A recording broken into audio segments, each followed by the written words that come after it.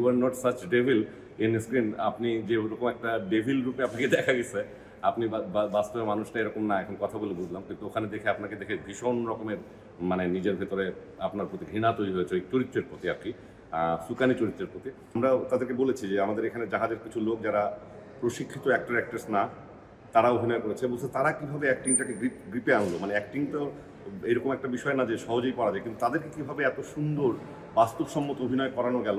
Moscow international film ফেস্টিভ্যালে participate করা এটা একটা বিরাট একটা মানে অ্যাচিভমেন্ট আমার কাছে, আমার মনে হয় অভিনেতা হিসেবে। কারণ পৃথিবীর যে 2-4টা উল্লেখযোগ্য চলচ্চিত্র উৎসব আছে, মস্কো ইন্টারন্যাশনাল ফিল্ম ফেস্টিভ্যাল তার একটা, এবং 47তম মস্কো ইন্টারন্যাশনাল ফিল্ম ফেস্টিভ্যালের মেইন কম্পিটিশনে আমাদের বাংলাদেশের ছবি মাস্তুল বিয়ন্ড দ্য মাস্ক গতকাল প্রদর্শিত হয়েছে। প্রদর্শনীর অনুভূতি যদি বলি তাহলে বলবো যে এইরকম বড় স্ক্রিন আমি বাংলাদেশে কোথাও দেখিনি, এত বড় স্ক্রিনে এবং এইরকম একটা বড় হলে এইরকম সুন্দর সাউন্ড কোয়ালিটি সহ এই ফিল্ম উপভোগ করা, নিজে উপভোগ করা, আমি সত্যিই বিস্মিত হয়েছি। সবচাইতে বিস্মিত হয়েছি দর্শকদের অনুভূতি দেখে। দর্শক ছোট্ট ছোট্ট জায়গাগুলি, আমাদের এই মুভির ছোট্ট ছোট্ট জায়গাগুলি ধরে যেভাবে তারা তাদের অনুভূতি ব্যক্ত করেছে।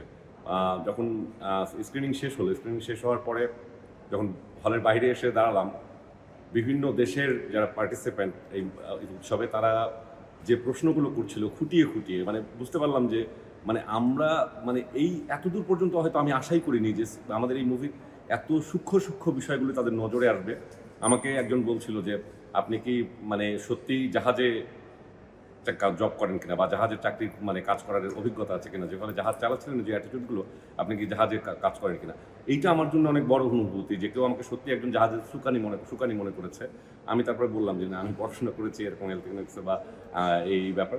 তো তখন সে বিস্মিত হলো যে মানে জাহাজের সাথে নিজের জীবন ঘনিষ্ঠ না হয়েও কীভাবে একদম জাহাজের চরিত্রে অভিনয় করা গেল, এবং আমাকে এই কথা বললো যে you are not such devil in screen. আপনি যে ওরকম একটা ডেভিল রূপে আপনাকে দেখা গেছে, আপনি বাস্তবে মানুষটা এরকম না, এখন কথা বলে বুঝলাম, কিন্তু ওখানে দেখে আপনাকে দেখে ভীষণ রকমের মানে নিজের ভেতরে আপনার প্রতি ঘৃণা তৈরি হয়েছে ওই চরিত্রের প্রতি আর কি, সুকানি চরিত্রের প্রতি।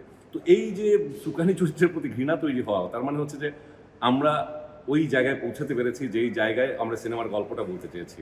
আর আরেকটা ব্যাপার হচ্ছে যে আমরা এইখানে যখন অন্যান্য দর্শকদের সাথে কথা বলছিলাম, তারা বলছিল যে মানে এই এত বড় একটা আয়োজন কিভাবে সম্ভব হলো, এমনি মানে এই জাহাজের মধ্যে দিনের পর দিন মানে কিভাবে আপনারা এইগুলি অ্যারেঞ্জ করলেন কিভাবে। তো সেই গল্পগুলো বলছিলাম, এবং একজন বলছিল যে মানে ওই যে বাচ্চা চরিত্র থেকে শুরু করে জাহাজের অন্যান্য লোকগুলিকে, তাদের যারা মানে আমরা তাদেরকে বলেছি যে আমাদের এখানে জাহাজের কিছু লোক যারা প্রশিক্ষিত অ্যাক্টর অ্যাক্ট্রেস না, তারা অভিনয় করেছে। বলছে তারা কীভাবে অ্যাক্টিংটাকে গ্রিপে আনলো, মানে অ্যাক্টিং তো এরকম একটা বিষয় না যে সহজেই করা যায়, কিন্তু তাদেরকে কীভাবে এত সুন্দর বাস্তবসম্মত অভিনয় করানো গেল। তো all credit goes to the director I think. মানে এই সুন্দর সাউন্ড ডিজাইন এবং এই ভিডিওগ্রাফিরও তারা দারুণ প্রশংসা করেছে। মানে এগুলো আসলে বলতে নিজেদের কথা বলতে নিজে কেমন লাগে, কিন্তু অনুভূতিটা এরকম যে এতগুলো দেশের দর্শক এইভাবে আমাদের সিনেমার প্রশংসা করা, এটা সত্যি আমাদের জন্য বড় পাওয়া, বাংলাদেশের জন্য অনেক বড় পাওয়া।